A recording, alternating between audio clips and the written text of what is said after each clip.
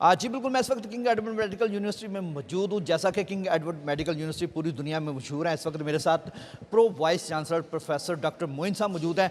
और जैसे कि माह सियाम का बबरकत महीना शुरू हो चुका है और हर रोज़ादार की, हर मुसलमान की यही कोशिश होती है कि वो माह सियाम के बबरकत महीने की रहमतें समेटें। तो इसी सिलसिले में मैं आज हम प्रोफेसर मोइन साहब से वक्त लिया, उनसे बात करते हैं। अच्छा सर, सबसे पहले तो आपका बहुत बहुत शुक्रिया, आपने हमें टाइम दिया। हमारे व्यूअरशिप आपको सुनना भी चाह रहे हैं। आप एक बहुत बड़ी यूनिवर्सिटी के प्रो वाइस चांसलर भी हैं। तो सर मुझे बताइएगा, जो शुगर के मरीज़ हैं या ब्लड प्रेशर के मरीज़ हैं, उन्हें वो हमारे मुल्क का या हमारे शहर का ये अलमिया कह लें, वो पकौड़ों से खोलते हैं और मेरा ख्याल है पराठों से वो रोज़ा रखते हैं। तो आप इस बारे में क्या कहेंगे? जी अस्सलाम वालेकुम। सबसे पहले तो बहुत मुबारक हो नाजरीन को कि उन्हें सआदत मिल रही है इस रमज़ान करीम में रोज़े रखने की, और हर बंदे की सेहत उसको इजाज़त दे कि वो रोज़े रखे तो उसी को रखने चाहिए।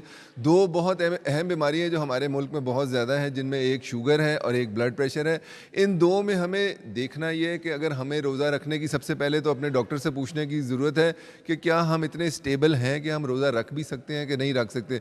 और अगर रोज़ा रखने की इजाज़त मिल जाती है तो एक बैलेंस्ड सहरी और अफ्तारी उसका बहुत इंपॉर्टेंट रोल है, क्योंकि आप देखें जिस वक्त आप बहुत ज़्यादा कार्बोहाइड्रेट जिसका जिक्र किया। आप बैलेंस किसे कहते हैं, पकौड़ों को या समोसों को? देखिए ये बहुत अहम चीज़ है, पकौड़े और समोसे दोनों बैलेंस में नहीं आते। उसमें आपने चीज़ें, जिस तरह आप रोज़ाना का खाना खाते हैं, अगर आपने कोई दाल खाते हैं, आपने प्रोटीन्स खाते हैं, कार्बोहाइड्रेट्स हैं, शुगर हैं, उनका मिक्स करके आपको खाने की ज़रूरत है। उसमें सब्जियां भी मिक्स करने की ज़रूरत है। लेकिन जो पकौड़े हैं वो आपके दो चीज़ें कर सकती हैं। एक, आपका जो मैकेनिज़्म है उनके अंदर, एक तो नमक की मिकदार ज़्यादा है कि तो ब्लड प्रेशर के मरीज़ हैं उनका ब्लड प्रेशर उससे ज़्यादा हो सकता है, और दूसरी उसकी वजह से आपको बार बार हवा खारिज करनी पड़ सकती है, उसकी वजह से आपके पेट ख़राब होने की वजह भी हो सकती है। जो कि एक बहुत अहम चीज़ है कि लोग इफ्तारियाँ करने जाते हैं और किसी सब स्टैंडर्ड जगह से कुछ चीज़ खा लेते हैं तो बेचारों के 2-3 रोज़े इसी में निकल जाते हैं कि वो डिहाइड्रेट हो जाते हैं उसकी वजह से। आपका कहने का मकसद है जो शुगर के मरीज़ हैं या ब्लड प्रेशर के मरीज़ हैं, वो तो एक अपने ज़ाती मालिज या उसका जो मालिज है उसकी हिदायत के मुताबिक रोज़ा इफ्तार करें या रोज़ा रखें। लेकिन सर चलें, ये तो हो गया शुगर के मरीज़ या ब्लड प्रेशर के मरीज़, जो मरीज़ हैं जो किसी मुख्तलिफ अमराज में मुब्तला हैं। लेकिन सर आम आदमी को क्या कहेंगे? आम आदमी तो मेरा ख्याल है मुरगन ग़िज़ाएँ और उनके सर अगर कोई दस्तरखान लगता है तो उसमें 14 किस्म के लवाज़मात होते हैं। तो खाने के बाद जब ओवरडो होते हैं तो उसके बाद हॉस्पिटलाइज हो जाते हैं। तो ऐसे लोगों को आप क्या कहेंगे, वो वहाँ से आम की बरकतें कैसे समेटें? क्या हॉस्पिटल जाकर समेटें या डॉक्टर के पास समेटें? देखिए, माह सियाम इसीलिए आया है कि हम अपनी डाइट को कंट्रोल करें, बल्कि हमें तो माह सियाम के बाद हमारा वज़न कम हो जाना चाहिए, लेकिन हमारे मुल्क में शायद कई लोगों का ज़्यादा हो जाता है। जो ज़्यादा खाने के साथ प्रॉब्लम है, एक तो आपका शुगर का लेवल बहुत ज़्यादा ऊपर चला जाता है। शुगर के लेवल ऊपर जाने से आपका मेन मकसद है कि आप इस वक्त यहाँ पे नमाज़ पढ़ सकें और इबादत कर सकें। तो जैसे ही आप ज़्यादा चीज़ें खाते हैं उससे आपको नींद आना शुरू हो जाती है। अब ज़्यादा वक्त आप देखें, इतने मुरगन खाने के बाद आधा वक्त तो आप रोज़े का उसी में गुजार देते हैं, और रात को भी यही होता है, बहुत ज़्यादा अफ्तारी करते हैं, तो उसकी वजह से भी यही मसला आता है आपको। अच्छा सर, एक और बहुत मसला सामने आ रहा है माह सियाम का बबरकत महीने में। सारी सारी रात लोग जागते हैं, जब सुबह सैरी करते हैं उसके बाद बेड पर लम लेट हो जाते हैं। तो वो क्या सेहत के लिए अच्छा है? देखिए, ये हमारे इस्लाम कहता है या हमारा दीन कहता है कि आप जितनी देर से और जितनी देर तक अल्लाह मियाँ के साथ गड़गड़ा के रोएंगे उसकी ऑब्वियसली सवाब बहुत ज़्यादा है। तो ये चीज़ है जो हमारे लिए, हमारा जो नॉर्मल पैटर्न है स्लीप का, उसको तो डिस्टर्ब ज़रूर कराता है, लेकिन हमारे दीन की वजह से हमें उसके ऊपर अमल करने की ज़रूरत होती है। लेकिन अगर आप वो करते भी हैं तो उसके बाद अगर आप रेस्ट ले लें और उसको करें, एक तरीके से प्लान करके करें कि अगर आपने रात को ज़्यादा जागना है तो पहले जल्दी सो लें, या रमज़ान के अंदर दोपहर को थोड़ा सा सो लें, तो उसको कवर कर सकता है। अच्छा सर, माह सियाम के रोज़े का नाम है सब्र। सब्र का दर्स देता है हमें माह सियाम।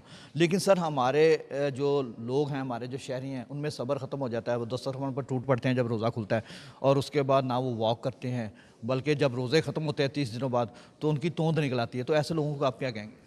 देखिए, रोज़ा जिस तरह आपने कहा सब्र का नाम है, और सब्र एक बहुत मुश्किल चीज़ है, उसे कहना आसान है, करना मुश्किल है। वो सब्र सिर्फ आपने ये नहीं है कि सारा दिन खाना नहीं है तो उसका सब्र करना है, आपकी ज़ुबान के ऊपर आपका कंट्रोल कितना है।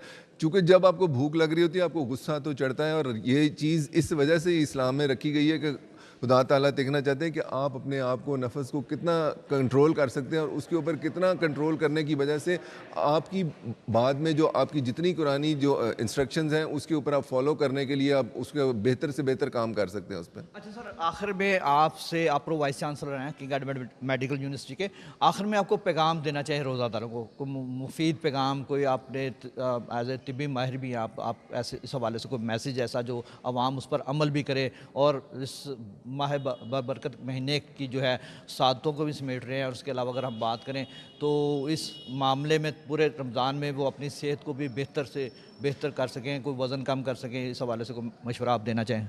जी, मेरे ख़्याल में रमज़ान के रोज़े हमें सारों को रखने चाहिए। ये फ़र्ज़ रोज़े हैं और ये इसको किसी वजह से छोड़ना नहीं चाहिए और उसमें नमाज के ऊपर हमारा पूरा फ़ोकस होना चाहिए और कुरान शरीफ की तिलावत, ये सारी चीज़ें हमारी साथ मिल के आती हैं।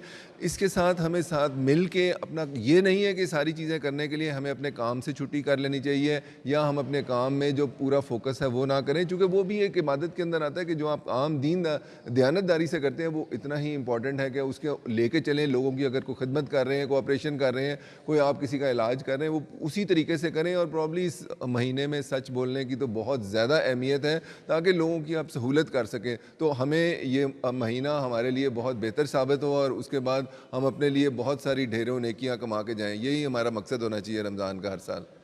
जी बिल्कुल, जैसा कि आपने यहाँ पर मेरे साथ किंग एडवर्ड मेडिकल यूनिवर्सिटी के pro vice chancellor professor Moin साहब मौजूद थे। उन्होंने इंतहाई मुफीद मशवरे जो हैं हमारे नाज़रीन को दिए हैं। उन्होंने कहा समोसे पकौड़े बिल्कुल नहीं खाने, बल्कि सादा गज़ा का इस्तेमाल करें, और जो शुगर और ब्लड प्रेशर के मरीज़ हैं वो अपने ज़ाती मालिज की हदायत के मुताबिक रोज़े रखें और अपनी दवाई तजवीज़ कराएं, उसके मुताबिक अपने रोज़े रखें। लेकिन रोज़ा जो है उस रोज़े में ख़ास तौर पर अगर माह सयाम की बरकतें समेटनी है तो सादा ज़िंदगी इस्तेमाल, सादा खुराक का इस्तेमाल करें और उसके अलावा कोशिश करें कि एक्सरसाइज भी जारी रखें और रोज़ों को जो है भरपूर तरीके से निभाने के लिए आप बेहतर से बेहतर जो है वो जो है अपनी ज़िंदगी को, अपनी लाइफस्टाइल को चेंज कर सकते हैं। तो इस सिलसिले में प्रोफेसर मोइन का ये भी कहना था कि आवाम को चाहिए, जो पब्लिक को चाहिए, जो डॉक्टर उनका जो ज़ाती मालिज, जैसे शुगर के या ब्लड प्रेशर के मरीज़ हैं, उनके जो ज़ाती मालिज कहते हैं उसके मुताबिक वो अपना रोज़ा निभाएँ। जी।